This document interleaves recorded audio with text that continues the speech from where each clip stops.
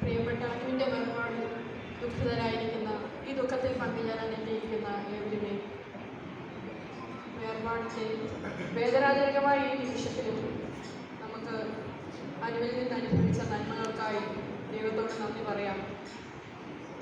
ദൈവത്തിൻ്റെ പദ്ധതി നമ്മുടെ കൈകളിലും ചിന്തകളിലും ഒതുങ്ങുന്നല്ല എന്ന് നമുക്കറിയാം. നമ്മൾ ആശ്വാസ ഗീതങ്ങളിൽ പാടുന്ന പോലെ കൈകളാൽ തീർക്കപ്പെടാത്ത മഹത്വ ഭവനത്തിൽ നമ്മൾക്ക് മുമ്പേ പോയവർ നിത്യം ദൈവത്തെ സ്തുതിക്കുന്ന മന്ദിരത്തിൽ ഒത്തുചേർന്ന് അനുവിനെ വീണ്ടും കാണാം എന്ന പ്രത്യാശയോടെ നമുക്ക് അനുവിനെ യാത്ര ചെയ്യാൻ കഴിയട്ടെ. ഞങ്ങളുടെയൊക്കെ ആശ്വാസ വാക്കുകളാലുപരി ദൈവിക സമാധാനം ഹൃദയങ്ങളിൽ നിറയട്ടെ എന്ന് ആഗ്രഹിക്കുന്നു. അനുവിൻ്റെ മാതൃകുടുംബം ഞങ്ങളുടെ വൈലത്തല ദേശത്താണ്. ഞങ്ങൾ ഒന്നിച്ചൊരു പള്ളിയിൽ കൂടി നടക്കുന്നവരാണ്. ആ ദേശത്തൊന്നും നിരന്തരമായ ഇടപെടലുകളില്ലെങ്കിൽ പോലും ഏറെ ആത്മബന്ധമുള്ള ഏറെ കുടുംബങ്ങൾ അവിടെയുണ്ട്. ഞങ്ങളുടെ ഏവരുടെയും ദുഃഖം ഈ സന്ദർഭത്തിൽ അറിയിക്കുന്നു. നോയമ്പിൻ്റെ ആത്മതപനത്തിൻ്റെ ഈ കാലയളവിൽ ഈ ഒത്തുചേരലുകൾ നമ്മുടെ ജീവിതത്തിൻ്റെ പുതുക്കത്തിനായി തീരട്ടെ എന്ന് ആഗ്രഹിക്കുന്നു. കുടുംബമായി ഞങ്ങൾ ദുഃഖത്തിൽ പങ്കുചേരുന്നു. ഒപ്പം അനുവിൻ്റെ ജീവിതം നമുക്ക് നൽകിയ നല്ല മൂല്യങ്ങൾ മുന്നോട്ടുള്ള ജീവിതത്തിന് ആത്മധൈര്യം നൽകട്ടെ കുടുംബത്തിൽ ഓരോരുത്തർക്കും എന്ന് ആത്മാർത്ഥമായി പ്രാർത്ഥിക്കുന്നു.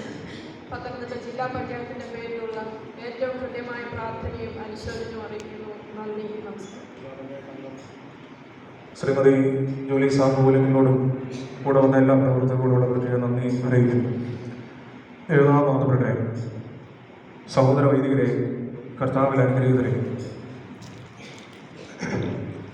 52 വയസ്സ് എന്ന് പറയുന്നത് ദീർഘമായ ഒരു ആയുസ്സല്ല. സങ്കീർത്തനക്കാരൻ പറഞ്ഞിരിക്കുന്ന ആയുസിൻ്റെ അടുത്തും അരിശാൻ്റെ ആയുസ് എത്തിച്ചേർന്നിട്ടില്ല. എന്നാൽ ദൈവത്തിന് ഒരു പ്ലാനും പദ്ധതിയും ഒക്കെയുമുണ്ട്. അതനുസരിച്ച് മാത്രമേ നമ്മുടെ എല്ലാവരുടെയും ജീവിതത്തിലെ കാര്യങ്ങൾ നടക്കത്തുള്ളൂ എന്നത് പറയും. ഒരുപക്ഷെ ചില സന്ദർഭങ്ങളിൽ വേദനാജനകമായിട്ടുള്ള സംഭവങ്ങളൊക്കെ നടക്കുമ്പോഴും എത്ര വാക്കുകൾ കൊണ്ട് ആശ്വാസവാക്കുകൾ പറയാൻ പറ്റിയെന്ന് പറഞ്ഞാലും ആ വിടവ് ഒരിക്കലും നികത്തുവാൻ സാധിക്കത്തില്ല. പിതാവിന് മകനെ നഷ്ടപ്പെട്ടു, തൻ്റെ പാതിക്ക് തൻ്റെ കൂടെയുള്ള ആളെ നഷ്ടപ്പെട്ടു, മക്കൾക്ക് പിതാവിനെയും സഹോദരങ്ങൾക്ക് സഹോദരനെയും ഒക്കെ നഷ്ടപ്പെട്ടിരിക്കുന്ന ഈ അവസരത്തിൽ ഈ ഇടവകയ്ക്കും അഗാധമായ ദുഃഖം ആ കുടുംബത്തോടൊപ്പം ചേരുന്നു. കഴിഞ്ഞ ശനിയാഴ്ച രാത്രി 9 മണിക്കാണ് ആദ്യത്തെ ഫോൺ കോള് എനിക്ക് വരുന്നത്. മരണവിവരമായതുകൊണ്ടും മരിച്ച വ്യക്തി നാട്ടിലില്ലാത്തത് കൊണ്ടും ഒരു മെസ്സേജ് ആരോടെങ്കിലും അറിയിക്കണമെന്നുണ്ടെങ്കിൽ അത് എല്ലാ കാര്യങ്ങളും എല്ലാ വശങ്ങളും ഉറപ്പിച്ചതിന് ശേഷം മാത്രമേ അറിയിക്കാനും സാധിക്കത്തുള്ളൂ. അത്ര വേഗം നമ്മുടെ ഇടയിൽ നിന്ന് കടന്നു പോകുമെന്ന് നാം ഒരിക്കലും പ്രതീക്ഷിച്ചതല്ല. ഏതാനും മാസങ്ങൾക്ക് മുമ്പ് അവസാനമായി നാട്ടിൽ വന്ന് തിരിച്ചു പോകുമ്പോഴും ഭവനത്തിൽ വെച്ചും പള്ളിയിൽ വെച്ചും പ്രിയപ്പെട്ട അനിച്ചാനെ കാണുവാനും സംസാരിക്കാനും ഒക്കെയും സാധിച്ചിരുന്നു. എന്നാൽ തിരികെ ഇനി നാട്ടിലേക്ക് ഇപ്രകാരമാണ് വരുന്നതെന്ന് ഒരിക്കലും മുൻകൂട്ടി ധരിക്കുവാനുള്ള യാതൊരു സാധ്യതയും ഇല്ലെന്നുള്ള കാര്യം നമുക്കറിയാമല്ലോ. എങ്കിലും ദൈവം ആ കുടുംബത്തെ ഇനിയും വഴി നടത്തും എന്ന വലിയൊരു പ്രത്യാശ ജോയിച്ചാന് വേണ്ടി നിങ്ങളുടെ പ്രാർത്ഥന ആവശ്യപ്പെടുന്നു. അശ്വതിക്ക് വേണ്ടി പ്രാർത്ഥന ആവശ്യപ്പെടുന്നു. അലീനയ്ക്ക് വേണ്ടിയും ഷോണിന് വേണ്ടിയും ഷോണിൻ്റെ ശുശ്രൂഷകനും കൂടിയാണ് എന്നുള്ളതിലും ഞാൻ ഏറെ കടപ്പെട്ടിരിക്കുന്നു. പെങ്ങന്മാർക്കും അവരുടെ കുടുംബാംഗങ്ങൾക്കൊക്കെയും ഈ വേദനയിൽ ഇടവകയും അവരോടൊപ്പം ചേരുന്നു. മരണവിവരം അറിഞ്ഞപ്പോൾ മുതൽ ഈ നിമിഷം വരെയും ഒരുപാട് പേര് ഇതിൻ്റെ പിന്നിൽ പ്രവർത്തിക്കുകയും ഇതിനു വേണ്ടി അധ്വാനിക്കുകയും ചെയ്തവരുണ്ട്. അവർക്ക് വേണ്ടി ഒരു വാക്ക് നന്ദി പറഞ്ഞില്ല എങ്കിൽ അത് വലിയ ഒരു പ്രയാസമാണ്. പ്രത്യേകിച്ച് പേരെടുത്ത് പറയുന്നു. നമ്മുടെ ഇടവാംഗമായിരിക്കുന്ന കാവുങ്കൽ പ്രിയപ്പെട്ട ജിനേഷ് മരണസ്ഥലവും ദേവാലയത്തിലെ കാര്യങ്ങളും യാത്ര സംബന്ധിച്ചുള്ള കാര്യങ്ങൾക്കും ആ പള്ളിയുമായും ആ കമ്പനിയുമായും ഒക്കെയും അവിടെ മഴയുടെ ഒരുപാട് പ്രയാസങ്ങൾ ഉണ്ടായിട്ട് പോലും അതിനെല്ലാം ദൃഢവൽക്കരിച്ചുകൊണ്ട് ഒരുപാട് കഷ്ടപ്പെട്ടു.